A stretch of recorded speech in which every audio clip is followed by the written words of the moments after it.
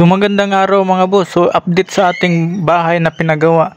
So ito yung maliit na bahay mga boss. So yari ito sa metal paring. Oo, metal paring po ito mga boss. Ito yung ginagamit sa kisame pero ginawa nating pang wall. So bali maliit lang ito na bahay mga boss. So dinikit lang sa isang bahay. So metal paring po yung ginamit to, hindi metal stud. So yung sukat nito is 1/2 inches.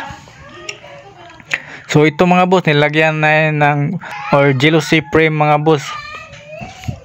So yan yung magsisilbing bintana ng bahay mga boss. So bali yung brand ng ating metal paring mga boss ay Giamax. At hindi tayo gumamit ng rivets mga boss, sa lahat ay screw. So itong bahay na to ay natapos lamang ng 5 araw.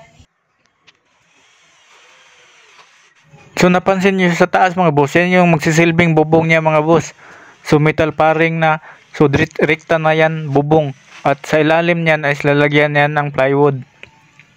Ito yung kanyang lababo mga boss, maliit lang to. So isa lang kasi yung nakatira dito, titira dito mga boss, mag-isa lang tao mga boss. At meron siyang maliit na CR dyan. So bali yung sukat ng bahay na ito is 2/3 meter, 2/3 meters lang. So maliit lang siya mga boss.